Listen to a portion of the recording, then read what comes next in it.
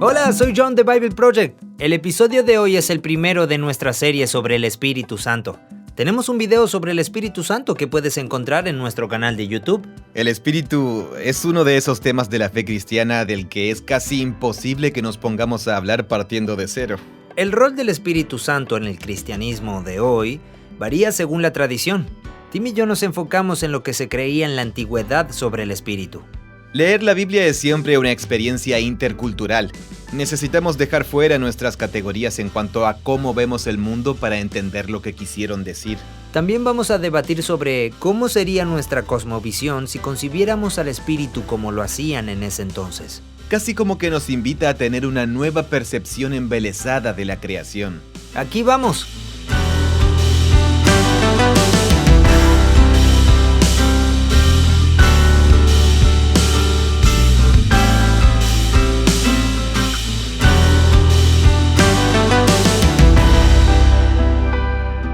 En Bible Project hace tiempo hicimos un video sobre el Espíritu de Dios. El Espíritu Santo. Sí, el Espíritu Santo.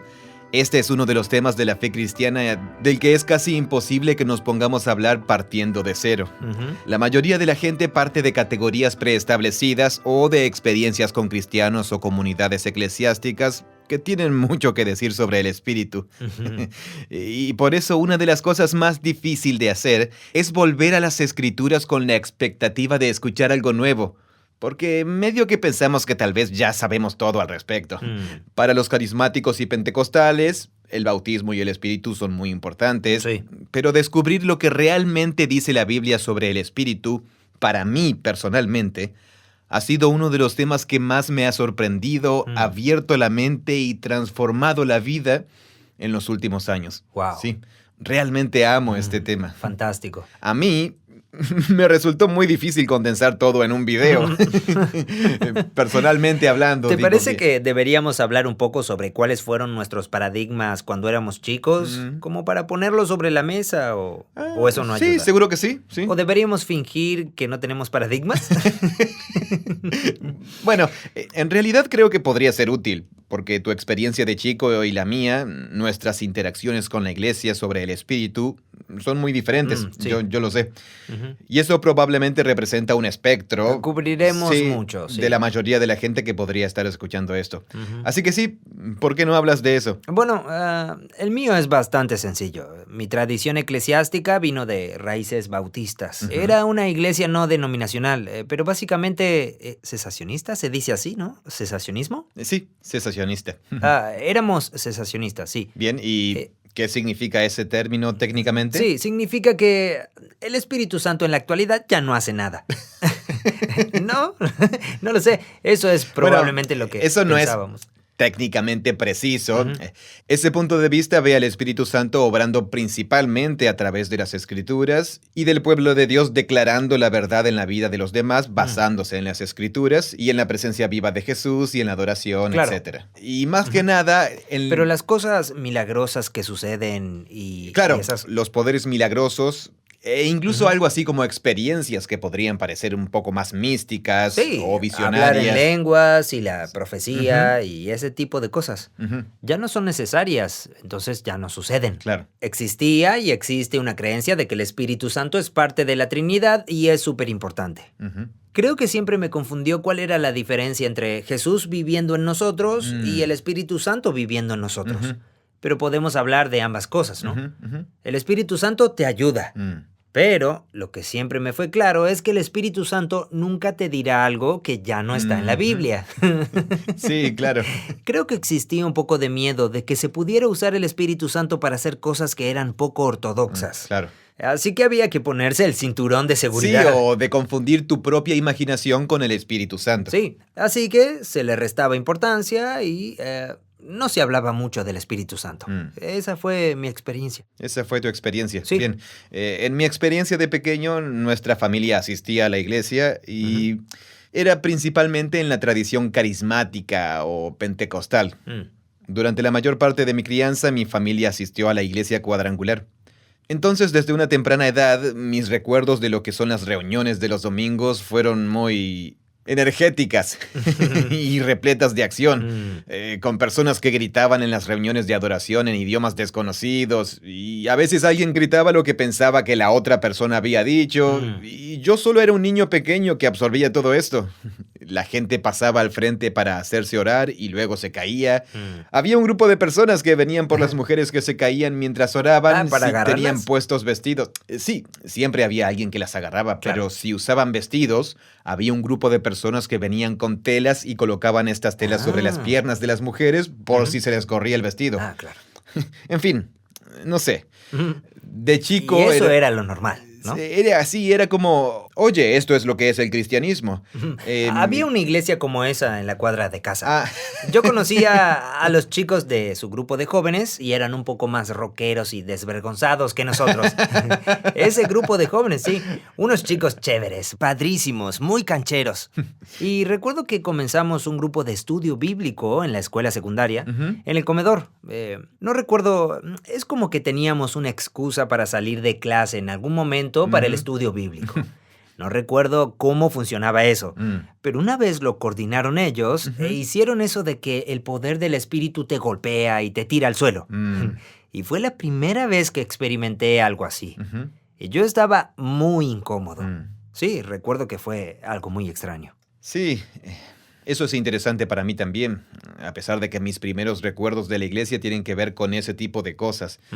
Cuando crecí un poco, como en el primer año de la secundaria o preparatoria, eso ya no me gustaba. Me parecía muy extraño. Recuerdo que no me gustaba el grupo de jóvenes y que pensaba que era algo estúpido. Nunca fui.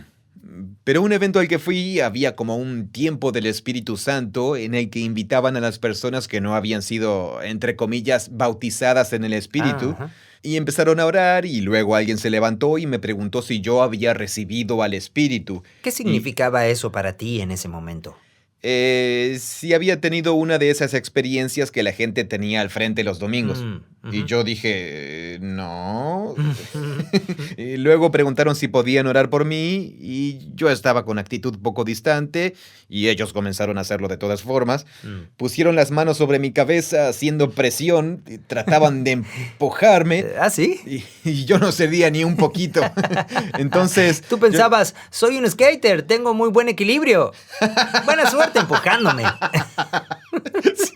Sí, todo esto para decir que luego de eso odié ir a la iglesia. Claro, sí, total. Empecé a escaparme desde mi dormitorio, desaparecía misteriosamente los sábados por la noche yendo a la casa de mis amigos para no ir a la iglesia los domingos. Y mis padres finalmente cedieron y dejaron de obligarme a ir. Claro. Así que cuando me convertí en cristiano a través del ministerio de Skate Church, la iglesia del skate, más tarde la comunidad eclesiástica de la que formaba parte era más como esa en la que tú creciste, John. Entonces tuve que reevaluar alguna de las cosas que traía como bagaje porque me di cuenta de que me había quedado con la sangre en el ojo en contra de ese tipo de educación y que parte de eso era solo orgullo. Claro. Así que tuve que preguntarme, ¿qué parte de esa desconfianza mía tiene algo de legítimo? ¿Y qué parte de eso soy yo reaccionando contra mi infancia y es algo que necesito superar? Claro, sí. Por eso para mí este redescubrimiento del espíritu durante los últimos 6 años más o menos comenzó con una serie de sermones que yo preparé sobre el espíritu porque pensaba algo como, bueno, voy a abordar esto de lleno como un adulto con nuevos conocimientos y categorías. Y entonces... Sí, bueno, medio que como que venimos de diferentes lugares. Tus presunciones surgen de las cosas como caerse bajo el espíritu, y mis presunciones surgen de esto de casi ignorar el espíritu. Y entonces, mi rebelión sería algo así como, vamos, volvámonos místicos. Totalmente. El espíritu debe estar haciendo algo mucho más interesante de lo que yo me puedo imaginar, ¿no? Sí, eso es interesante. Sí, pero...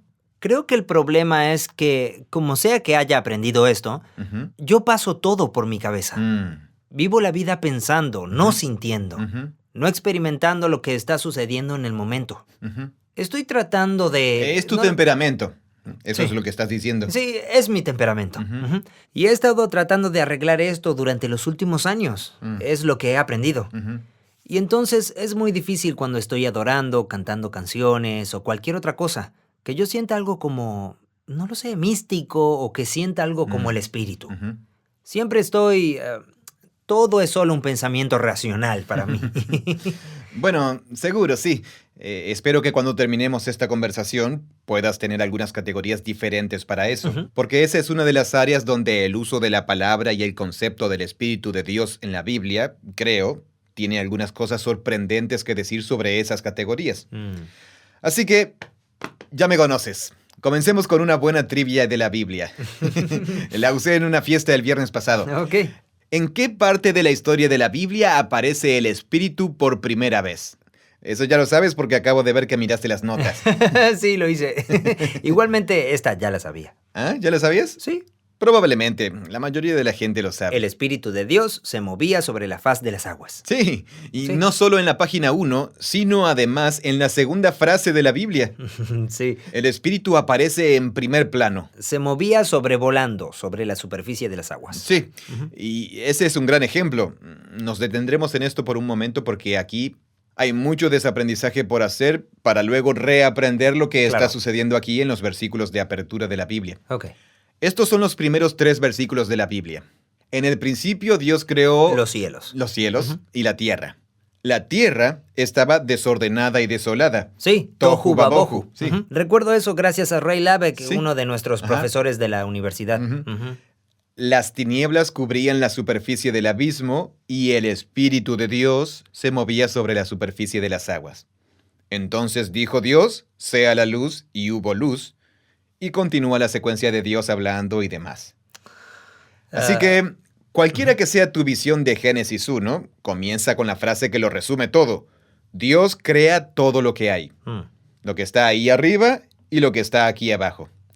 Luego el enfoque de la historia pasa a que las cosas comenzaron aquí abajo, siendo todo desordenado y desolado, en tinieblas, y después en medio de esa oscuridad, de ese desorden y desolación, está el Espíritu de Dios Claro. sobrevolando allí.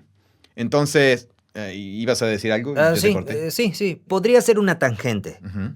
pero la tierra está ahí. Bien. Entonces hay terreno allí. Ujú. Está vacía, de alguna manera sin forma y vacía. ¿Cuál era la palabra hebrea? Bohu. Tohu Eso, babohu. Tohu babohu, que es genial. Sí, es genial. Sí, Es una tohu estupenda rima. babohu, una aliteración, ¿no? Supongo que es una rima. Sí. Así que desordenada y desolada Ujú. es la forma de capturar eso en español. Sí. Algo así. Ujú. Entonces, algo está ahí. Sí. Está desordenado y desolado. Mm. Y el Espíritu de Dios está ahí moviéndose como flotando sobre la superficie de las aguas. Ujú. ¿Qué se supone que debo tener en mi mente? Mm. Se supone que debo imaginarme un paisaje desértico y un poco de mares y Sí, un poco claro. de... Bueno, hay 2 cosas. Ok. Una, y esto depende de cómo interpretes la primera frase de la Biblia, si piensas que se trata de una declaración resumida, algo así como un título que resume casi todo lo que sigue, o si en realidad tiene que ver con la primera acción principal, con Dios que está haciéndolo todo. Yo creo que la primera visión es más probable, que sea un título resumido. Ok. Así que la historia comienza en la segunda frase. La tierra estaba tohu babohu. ¿Qué significa esto? Que desde el marco del autor de Génesis 1, la creación no comienza con Dios haciendo algo de la nada. No comienza con nada para luego, y ahora Dios va a crear algo. Claro. Comienza con algo. La tierra. Comienza con la tierra, sí. Sí. Pero la tierra está en forma de un desorden caótico.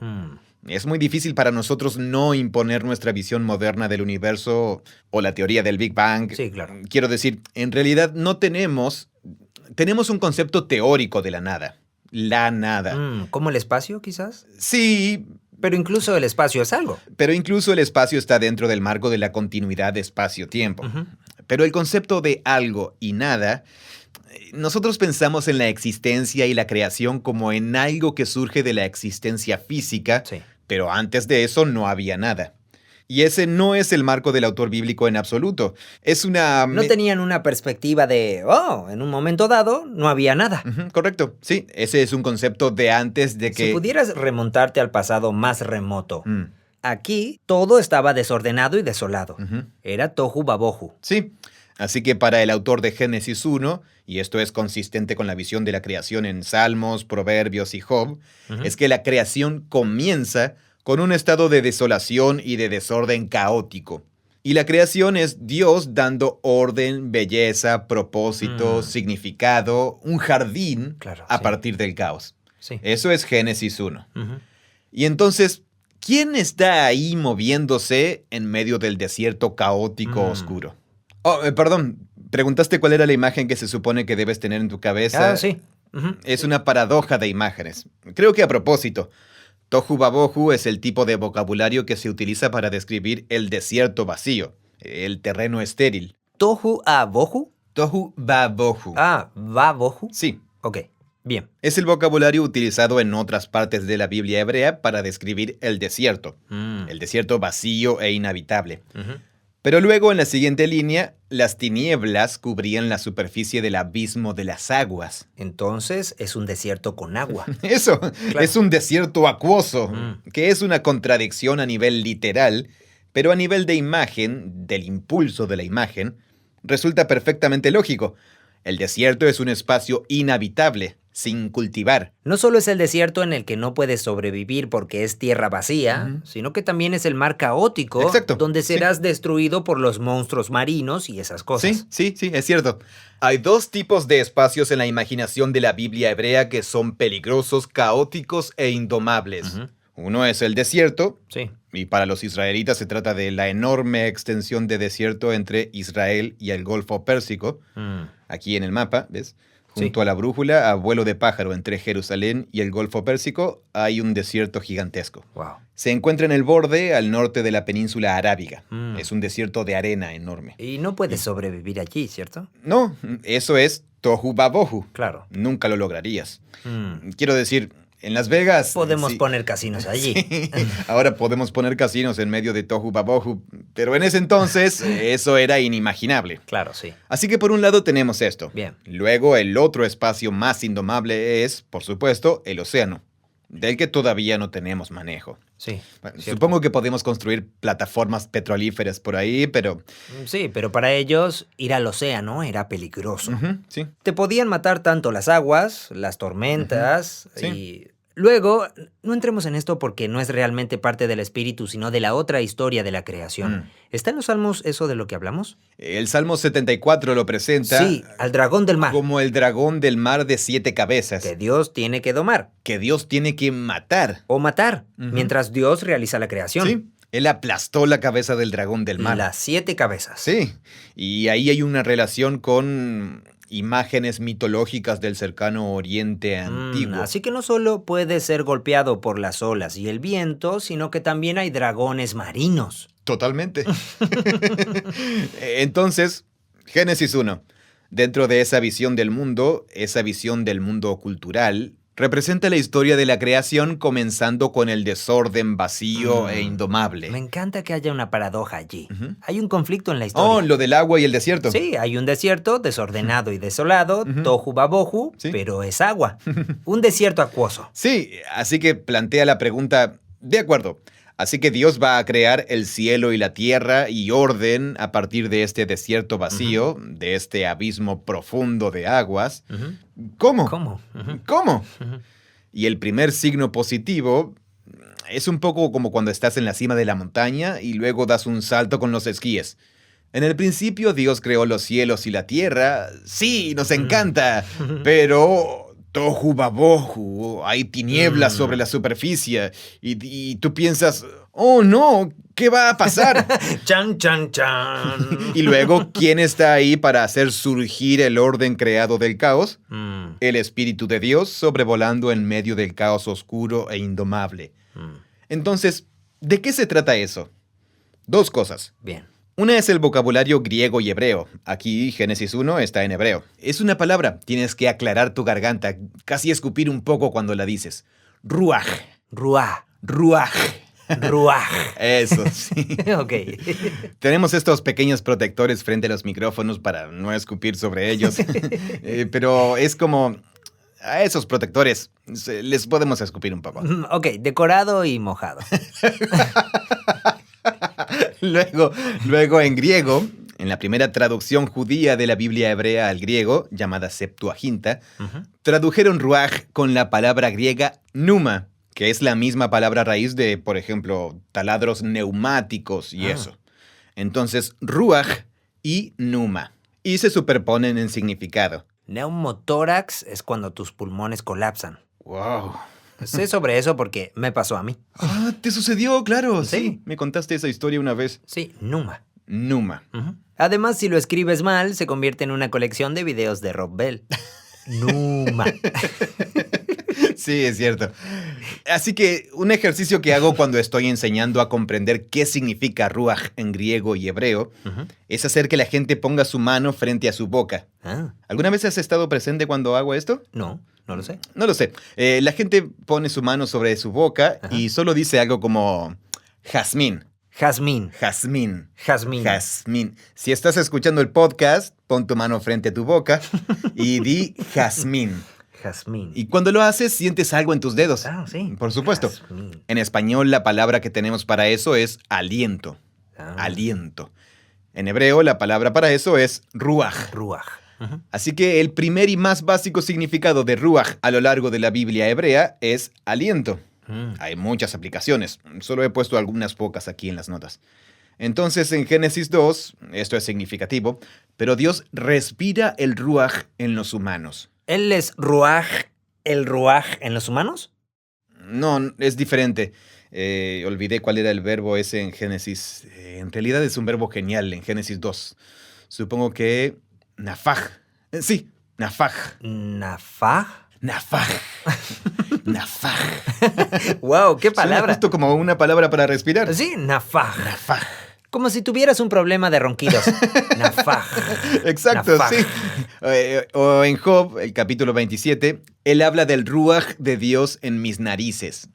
Ahora hablaremos de por qué él lo llama ruaj de Dios en sus narices. Él inhala y exhala, pero eso es ruaj. Lo que él inhala y exhala es ruaj. ¿Cuál es el otro? Naraj. O bueno, como se diga, el del ronquido. Ah, es un verbo que quiere decir exhalar. ¿Pero es una palabra completamente diferente? Sí. ¿Y Así que ¿Cuál esa es la diferencia entre esas dos palabras? Nafaj es el acto de inhalar y exhalar. Ok. Ruaj es lo que tú inhalas y exhalas. Bien. Así que tenemos dos palabras diferentes para eso. En hebreo son dos palabras diferentes. Sí. Parecido a como sucede en nuestro idioma.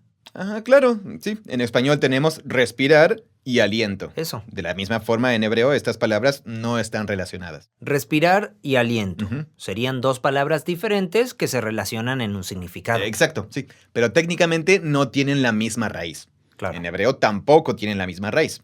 En hebreo, nafaj es Tú un verbo. nafaj y obtienes ruaj. Y la cosa que tú nafajeas es tu ruaj.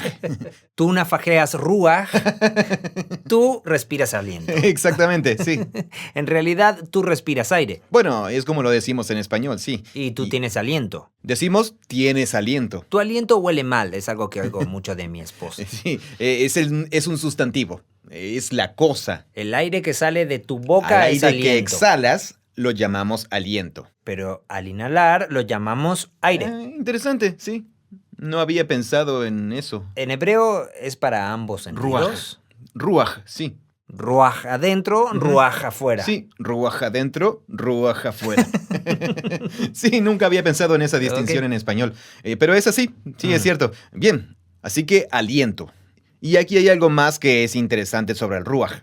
Eso que vimos es el primer y más básico significado. Otra cosa interesante, no tenemos ventanas en nuestra sala de grabaciones, pero si pudieras mirar por la ventana y vieras árboles en tu parque o algo así, verías que se mueven los árboles, pero no puedes ver qué los mueve. Se moverían como si estuvieran bailando. Nuestra palabra en español para describir qué es lo que mueve a los árboles Viento. es viento. Sí. En hebreo llamarías a eso ruaj. Ruaj. Es el ruaj que está moviendo los árboles. Así que el denominador común entre el ruaj que entra y sale de ti y el ruaj que mueve los árboles, Es que da vida a las cosas. sí, le da vida a las cosas, hace que se muevan y es invisible. No puedes ver qué es, no puedes ver tu aliento, A menos que haga mucho frío. sí, a menos que haga mucho frío, y no puedes ver el viento. Y está conectado con la energía, el poder y el movimiento. Así que estamos hablando de una energía invisible que da vida a las cosas y que las hace mover. Y entonces, si lo pensáramos en español, Hemos desvinculado totalmente la cosa que da vida a los árboles con lo que me da vida a mí. ¿Cierto? Pero en hebreo Es lo mismo. es lo mismo. Sí. Entonces eso está arraigado a un nivel más profundo, a una idea más profunda que está debajo de esas dos. Es decir, ¿de dónde saqué mi ruaj? ¿Qué mueve los árboles que hace que también se muevan los conejos y las aves? ¿Qué los hace mover? Porque también están alrededor de los árboles. Sí. Y luego, ¿qué es lo que me da vida a mí? Porque a veces yo doy vuelta alrededor de los árboles. Así que hay algo invisible que hace mover a los árboles, a las aves y a mí. Y en la cosmovisión de la Biblia hebrea, lo que está haciendo todo esto es también el ruaj. Pero el ruaj de Dios. El ruaj de Dios está haciendo todo eso. El ruaj de Dios está dándole vida a todo. Entonces, esto es interesante. Hay muchas partes en el Antiguo Testamento ¿Y no quiere decir que... Perdón. Sí. ¿Con eso no se refieren al aliento de Dios? ¿Solo se refieren a esta energía? Presencia y poder invisibles que son divinos. Ok. Dios. Bien. Vamos a explicarlo mejor. Pero si sí. yo fuera un pensador antiguo y me estuvieras hablando de esto, lo que vería en mi mente sería alguna persona soplando y luego ese aliento entrando en mí y un conejo luchando con el viento. O estaría pensando más abstractamente y diría, tiene que existir este tipo de poder. Bien, pues, de nuevo, trata de situarte hace 3000 años. Ok. ¿Qué podría ser el viento según tu imaginación? Así que, en la historia del Éxodo, capítulo 14, el actor principal, ¿cómo actúa Dios para dividir el gran mar rojo? Él envía un fuerte viento del este y convierte el mar en tierra seca. ¿Eso es ruaj? Él envía un fuerte ruaj del este. Hay muchos salmos y proverbios que hablan de Dios haciendo surgir ruaj para enviar la lluvia y regar los campos y demás. Así que Dios está conectado con lo que nosotros llamamos viento, pero en el pensamiento hebreo es el ruaj de Dios que orquesta el ruaj que controla el clima, esencialmente. Es una forma que ellos tienen de ver por la cual Dios sostiene providencialmente y está involucrado en toda la vida animada, incluyendo al viento invisible. Entonces, esto es bien difícil porque yo no pienso así. Sé lo que es el viento. Sí. Es como cambios de presión en el aire. Sé lo que es el aliento. Sé que estoy inhalando oxígeno y todo tipo de otras cosas. Y también sé que estoy usando oxígeno y exhalando... ¿cómo era? Dióxido de carbono. Dióxido de carbono. Sé que eso forma parte de lo que hace que me mantenga vivo. ¿Por qué necesito ese oxígeno? No sé por qué necesito el oxígeno en realidad. Mi sangre lo necesita o algo así. La sangre, Sí. Nuestras células sanguíneas. Las células sanguíneas lo necesitan. Para oxigenar nuestros músculos o algo así. Sí. Estoy un poco avergonzado de no saber más. Debería. Apuesto a que muchas personas no lo saben.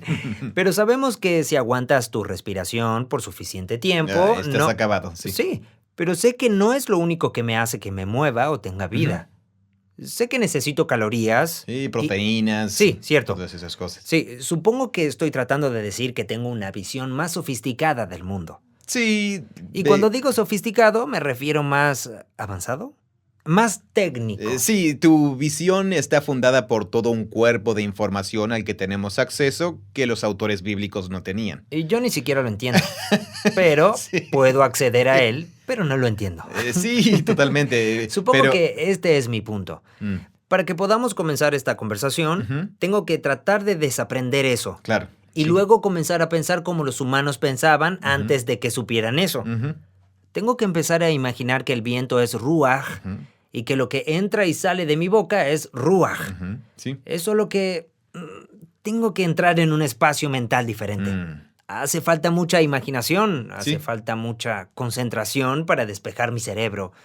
Todo para que podamos siquiera empezar a hablar de qué cosa quiere decir la Biblia con Espíritu de Dios. Correcto, sí. Eso es lo que te estoy diciendo. Eso es un montón. Sí, que es mucho. Sí. Dos cosas.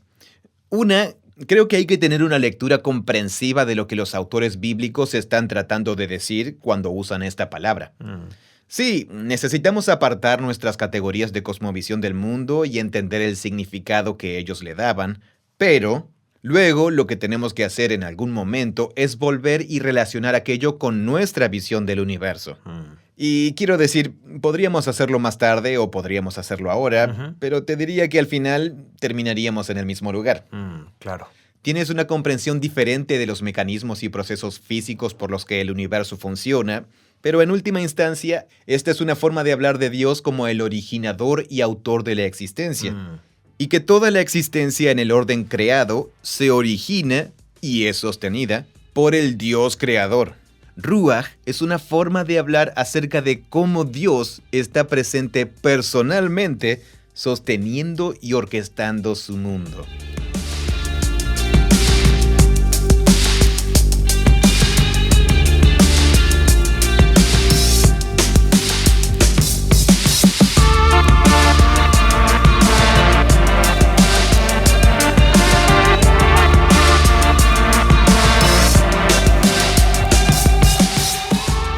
Creo que lo que me estaba volviendo loco es pensar que para poder comprender es que esto no es tangencial. ¿Es la palabra correcta? ¿Tangencial? ¿Secundario? No es algo... Sí, eso, no es un tema secundario. Estamos hablando del Espíritu Santo, sí, ¿cierto? Cierto. Esto es realmente muy importante. Claro.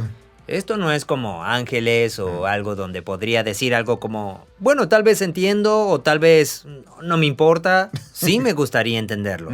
Este es el Espíritu Santo, que se supone que está viviendo en mí y convirtiéndome en una nueva creación. Sí. Pablo no habla de eso diciendo que está gimiendo en mi nombre y todas estas cosas.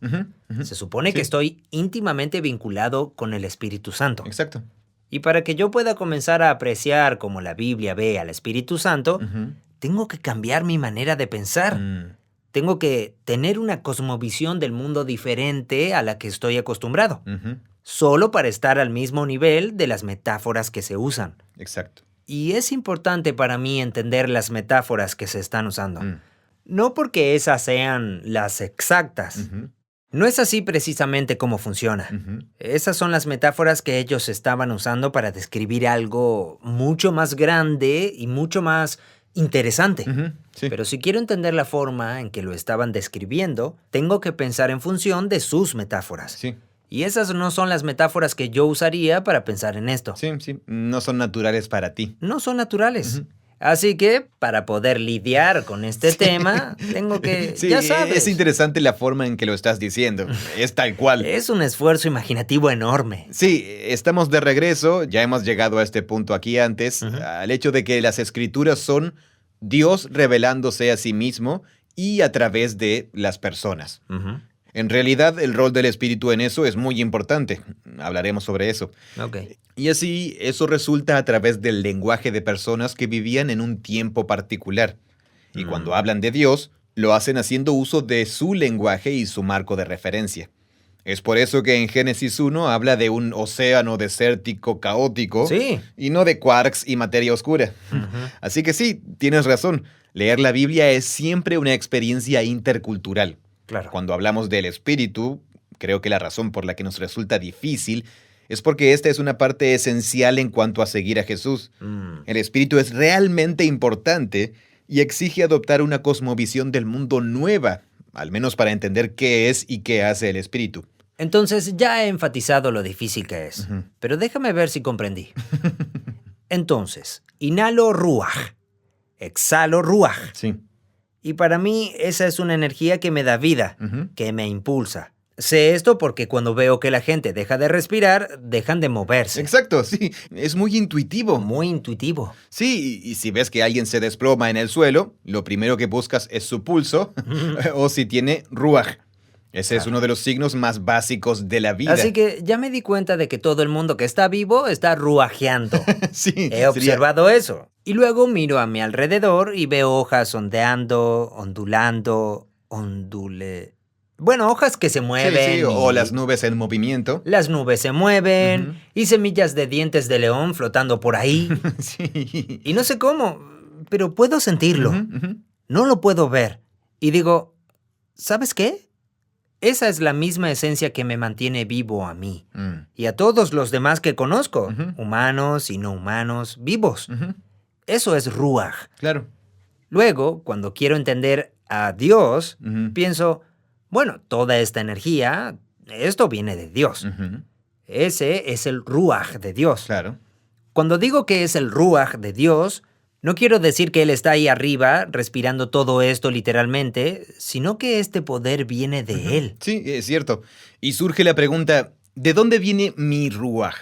Claro. ¿Está generado por mí? Mm, ¿Qué es esta energía que nos da vida? Era la manera en la que hace 3000 años se hacían las preguntas. ¿De dónde viene todo esto? ¿Por qué estamos aquí? ¿Qué está impulsando todo esto? mm. La explicación bíblica de todo eso está ahí en la segunda frase de la Biblia.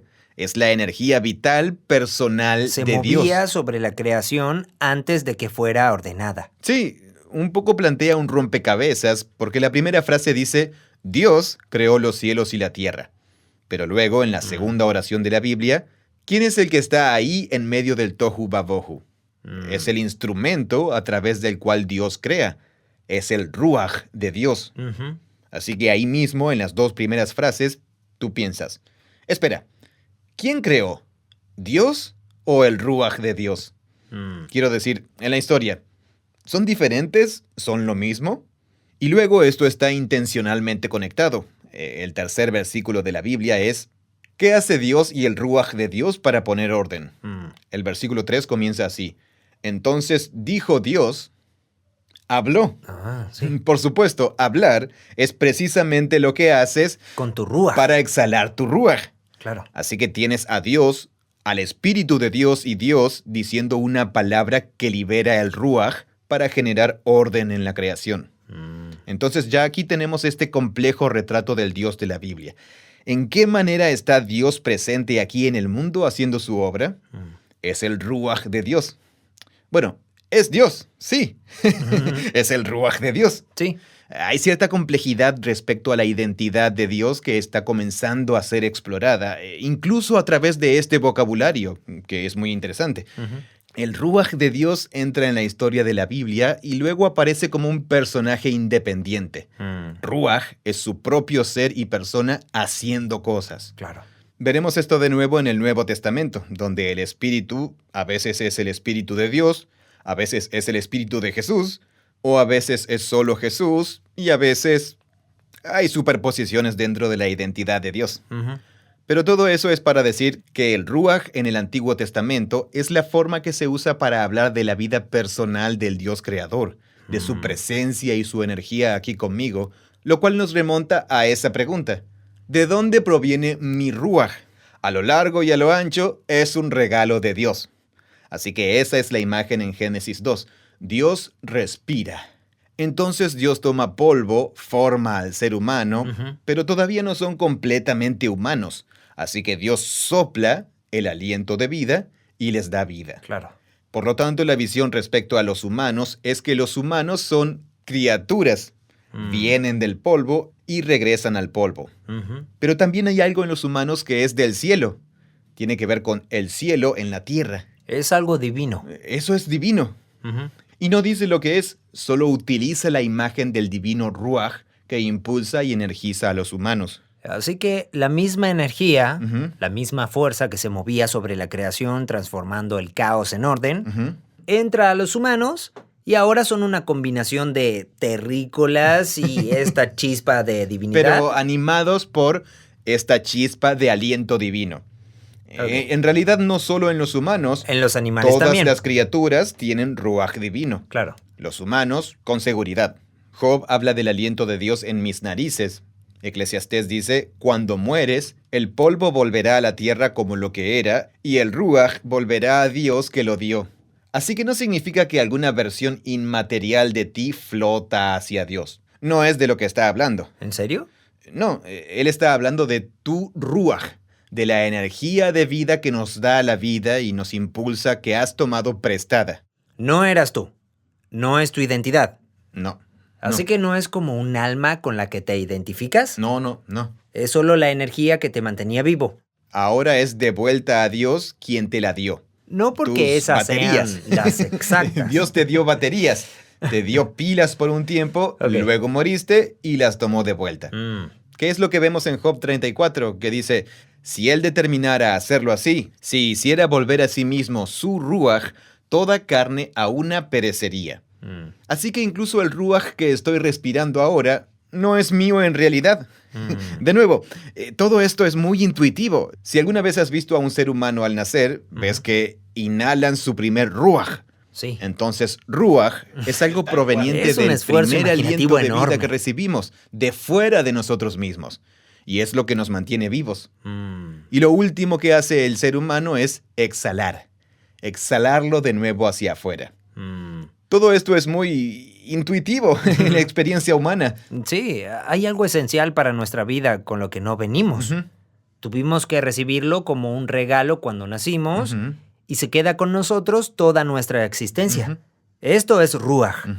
Y luego, cuando morimos, lo exhalamos y se va de nuestros cuerpos. Pero nunca fue nuestro. No, nunca nuestro. Siempre era algo que llevábamos de prestado. Sí, se nos prestó, sí. Sí. Esa es la visión del ruaj humano, que es en realidad el ruaj de Dios. Esto es diferente de las cosmovisiones del mundo panteístas orientales donde yo soy Dios, tú eres Dios, el conejo es Dios. Porque no soy Dios, a pesar de que el ruaj de Dios es lo que me da vida. Soy una criatura que ha recibido el ruaj como un regalo. Claro. Es por eso que Job dice, es el ruaj de Dios en mis narices. No tenía que dármelo, pero me lo da. Y luego, cuando él elija, se lo llevará de vuelta. Así que esto no es tu alma. No, no es tu alma, exacto. Entonces, los animales lo tienen, nosotros lo tenemos. Es el viento que nos rodea. Ok. Sí, entonces cuando hablamos de nuestra palabra en español, el Espíritu de Dios, estamos hablando de... Ruaj. Se traduce a menudo como espíritu. Espíritu. O por lo general... Sí, el ruaj de Dios. Así que lo que tenemos... ¿Alguna vez se tradujo en nuestras traducciones al español como alguna otra cosa que no sea espíritu o aliento? Cuando Job dice el ruaj de Dios está en mis narices... Eso se traduce aliento. Se traduce el aliento de Dios está en mis narices. Pero es la misma frase exacta que la segunda en Génesis. Génesis 1:2. El Espíritu de Dios se movía. El Espíritu de Dios, el ruaj de Dios. Es extraño decir, el Espíritu de Dios está en mis narices. Sí, totalmente. Sí. No tiene sentido. Bueno, para nosotros. Es por eso que es difícil para nosotros. Hay una palabra hebrea para hablar de mi aliento, el viento en los árboles, la energía de Dios que Él me presta para mantenerme vivo y su presencia de vida que sostiene toda la creación. Y luego todo esto está arraigado a un concepto sobre quién es Dios, a saber que Dios es ruaj. Dios es ruaj. Dios es ruaj. Bien. Él es invisible, esta energía invisible, personal, que da vida a todo, está presente en todas partes y es autora de todo lo que existe. Pero cuando usamos el término espíritu, lo que estamos haciendo es decir que es personal.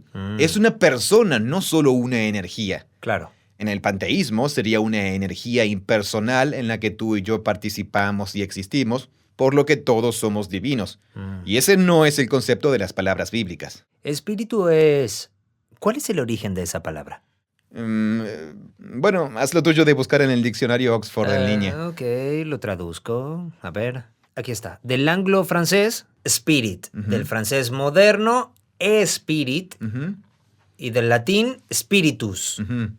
Creo que del latín. ¿Es una palabra del latín? Spiritus significa respirar y viento. Entonces, espíritu como de expirar. Sí, eso vendría del mismo espíritu. Sí.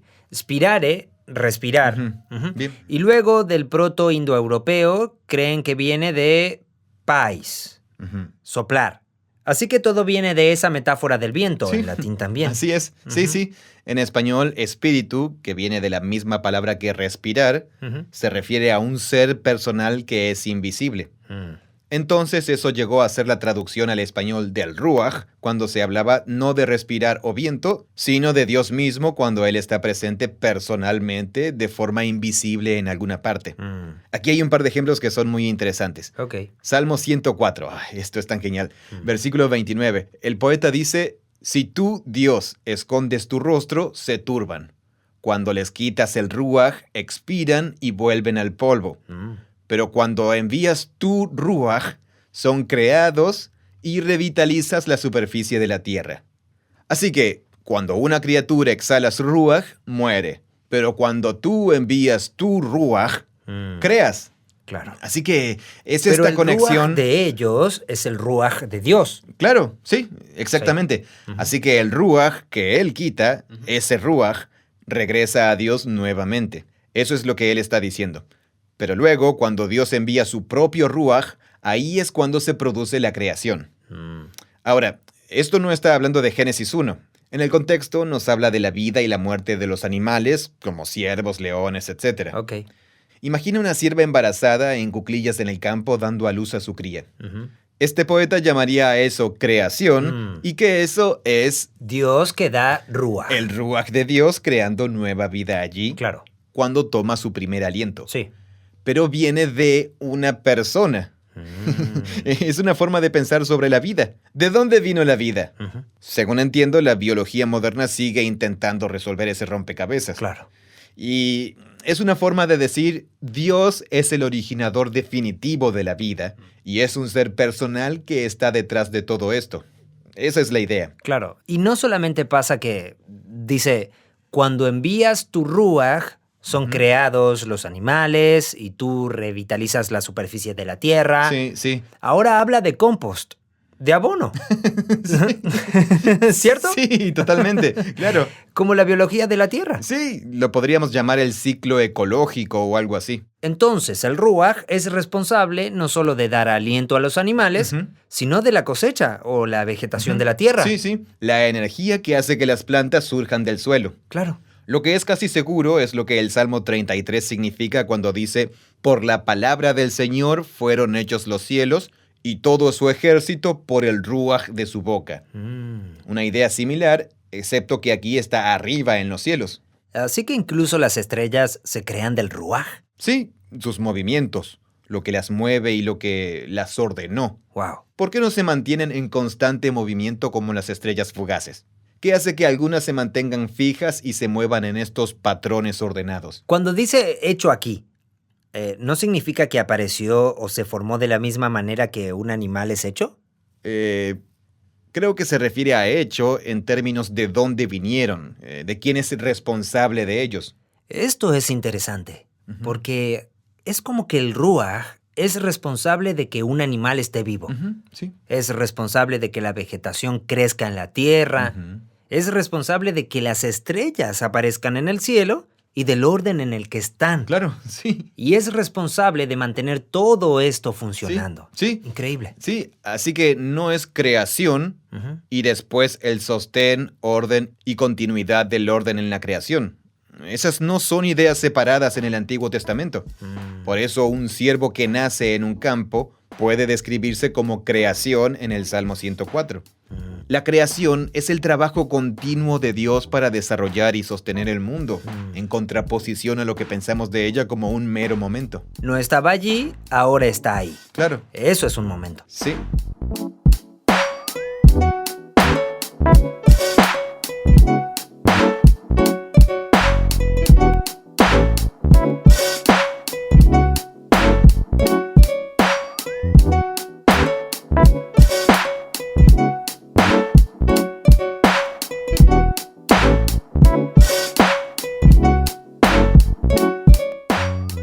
Tal vez una forma de conectar todo esto sea decir, en el Antiguo Testamento encontramos esto y yo creo que es hermoso, estéticamente hermoso.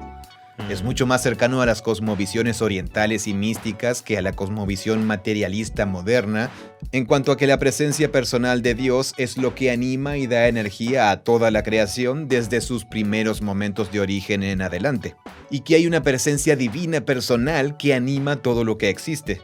Bueno, sí. O como dice Pablo, porque en Él vivimos, nos movemos y existimos. Esto es lo que dice en Hechos capítulo 17. Eso es exactamente lo correcto. Esa declaración de Pablo viene de una mente saturada de lo que los textos del Antiguo Testamento dicen sobre el es una Espíritu. mentalidad mucho más mística pensar que estoy respirando a Dios. Que estoy mirando hacia afuera y viendo a Dios moviendo las ramas y que estoy respirando la energía que Dios me está prestando. No estoy respirando a Dios. Estoy respirando la energía que Él me permite tomar prestada. Es similar al panteísmo oriental, Pero es diferente porque el Ruach no es Dios. Tampoco lo es el conejo. Todos somos criaturas dependientes de Dios. Y Él no es una energía, sino la persona. Así que existe esta distinción entre Dios y su energía. Claro. Y yo estoy respirando su energía y su energía está dándole vida a los árboles. Su energía ha ordenado las estrellas. Sí. Las mantiene en movimiento y permite que las cosas crezcan en la tierra. Todo esto es saturación de la energía creadora. Hay algo que hace que todo esto funcione. Es lo que mi hijo Román... En él vivo y me muevo y tengo mi ser. Sí. Es lo que mi hijo Román me preguntó cuando estaba terminando mi doctorado en Wisconsin. Allí no había babosas. Él nació allí y no hay babosas allí. Cuando nos mudamos aquí, él cumplió 3 años y vio babosas por primera vez. Estábamos viendo una irse y me preguntó, de aseguro, esto es lo que quería decir porque son las palabras que utilizó. Él dijo, papi, ¿qué es lo que la hace mover? Estaba asombrado, estaba como, ¿en serio? ¿Él me está haciendo esta pregunta? ¿Cuántos años tenía? Tenía 3 años. Y yo contesté, sí, ¿qué hace que se mueva, amigo? ¿Qué hace que cualquiera se mueva? Y después, mientras yo pensaba, ¿realmente me está preguntando eso? Acto seguido le quería escupir encima. y luego siguió haciendo otra cosa. Como que su mente ya había pasado a otra cosa. Así que no sé lo que realmente quiso decir con esa pregunta, pero él nunca había visto una. No tiene piernas. ¿Cómo se mueve? Tal vez eso es lo que te quiso decir, ¿no? Bueno, me gustaría pensar que él era un filósofo a los 3 años, pero esa es la pregunta. ¿Qué hace que se mueva? ¿Qué hace que las cosas se muevan? Entonces, claro, bueno, entonces estás diciendo que hay una distinción entre Dios y esta energía. Pero cuando Pablo dice, porque en Él vivimos, nos movemos y existimos, sí. No dice que en su energía vivimos, nos movemos y tenemos nuestro ser. Sí, eso es cierto. En Dios vivimos, nos movemos y tenemos nuestro ser. En Dios mismo. Claro. Muy bien. Bueno, tal vez dé un paso atrás en este tema por ahora. Hablaremos de eso cuando hablemos de Pablo y el Espíritu. Pero sí, él cree que la vida humana y toda la vida, que solo hay un velo muy delgado que nos separa de la vida de lo divino. Porque si avanzamos rápidamente, sabemos que el Espíritu de Dios, en la ortodoxia cristiana, es parte de la Trinidad. Así que es Dios. Pero en este punto de la narrativa es su aliento. Y no su presencia invisible personal que energiza las cosas. Su presencia invisible personal, sí. Así que no diría que estoy respirando a Dios. Claro. Diría que estoy respirando el Ruach de Dios. El Ruach de Dios está en mis narices. O como diría Job, nos invita casi a tener una especie de visión reencantada de la creación. Sí, es muy fascinante. Creo que es exactamente la visión de nuestra existencia que se perdió en el iluminismo. Porque estamos tentados a ver nuestras emociones como químicos en nuestro cerebro. O ver la puesta del sol simplemente como la interacción de luz o los fotones o la atmósfera. O nuestra visión del aire como cóctel de diferentes... ¿serían químicos? Sí, moléculas y demás. Sí, eso. Entonces, lo que hemos hecho es dar nombres a los componentes y procesos físicos del mundo material. Pero lo que no hemos respondido con eso son las preguntas metafísicas. ¿De dónde vino? ¿Qué hace que se mueva? ¿Qué hace que se mueva? ¿Y por qué está aquí? Y eso es lo que el lenguaje de Ruach nos está pidiendo que veamos. Que hay una persona detrás de la puesta del sol, del aire que respiro, de ver el nacimiento de mi hijo y de la babosa. Y a lo largo de la historia de la Biblia, esa es una persona que quiere estar muy cerca de nosotros y desea que podamos reconocer esa cercanía, recibirla y vivir en ella. Gracias por escuchar este episodio de Bible Project. En el siguiente episodio vamos a continuar nuestra conversación sobre el Espíritu Santo y realmente no vemos la hora de hacerlo. Puedes ver el video sobre el Espíritu Santo visitando nuestro sitio web spa.bibleproject.com y en nuestro canal de YouTube, youtube.com/Bible Español. Este podcast es producido por Full Voice Studio. Es una versión localizada del podcast de Bible Project, originalmente grabado por John Collins y Tim Mackey. Gracias por escucharnos. Hola, mi nombre es Daniela y soy de Colombia. Lo que me gusta de Bible Project es que me ayuda a entender la Biblia en el contexto que fue escrito y cómo hoy es relevante para mi vida diaria. Además, su creatividad y calidad es excelente. Creemos que la Biblia es una historia unificada que nos guía a Jesús. Bible Project crea recursos gratuitos para ayudarte a experimentar la Biblia. Todo lo que creamos está financiado por generosos benefactores de todo el mundo. Puedes ver toda nuestra biblioteca de podcasts, buscar otros recursos y dar en nuestra página web spa.bibleproject.com.